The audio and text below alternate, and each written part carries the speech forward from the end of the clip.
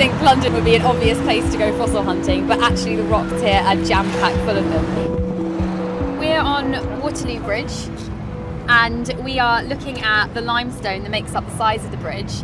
And what we basically have here is one single storm bed from a shallow lagoon environment and from the Jurassic. So it's basically the record of one big event like a tornado or a hurricane about 150 million years ago, and it's a snapshot of this marine community at the time when all of these organisms just died in this event.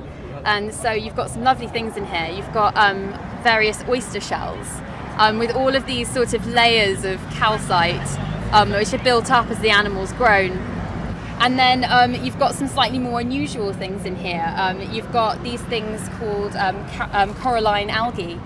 And these are a basis for a lot of marine communities today, with fish feeding on them and, you know, hiding in the algae. And it's a really lovely connection between an ancient ocean and a modern freshwater environment. And it makes you realise how much continuity there is between these different environments, and how you can see something and you can recognise it, even though it's 150 million years old. As an oyster, you can see immediately that's what it is.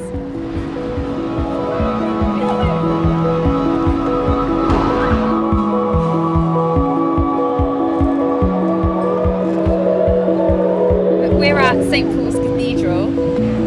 What we've got here is our Ordovician nautiloids. So they're up to 480 million years old, and they are marine cephalopods. So basically they're related to the modern nautilus you see with its amazing spiral shell. And you can see really clearly in these Swedish rocks the individual chambers in each nautilus that were originally filled with inert gas, which allowed the nautilus to float up and down in the water column. So you can follow the growth of the animal all the way down through these chambers. And so you can look at all of these amazing nautiloids in these rocks and imagine that, you know, this is a Ordovician sea from, you know, an ancient sea, and it's now sort of preserved outside this grand cathedral. We're outside the BBC's broadcasting house. These are moulds of bivalves, lovely different kinds of bivalves. You can see all the impressions of growth lines in each one, and you can dig your hands into them. And then also these wonderful snails, gastropods. These are known locally as Portland screws, and you can only find them in these Portland rocks. They're exclusively found there.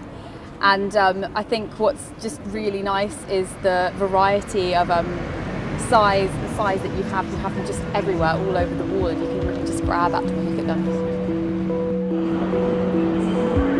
Paddington Station is one of the busiest stations in the UK. More than 75,000 people come through here every day, but they don't stop to look at the fossils that we're walking on. A lot of the paving stones here, you have what look like sort of a community of gastropods with loads of smaller individuals just chock-a-block all next to each other. But you get some of these paving stones which are sort of slightly more exciting, where you get one larger individual isolated.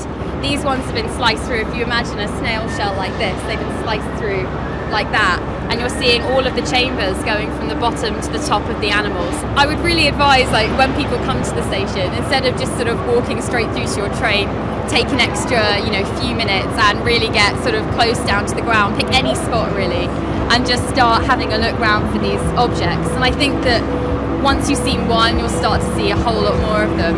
And they look, compared to the rest of the variation in the rock, you can really, they start to stand out a lot. They really are quite clearly ancient little animals.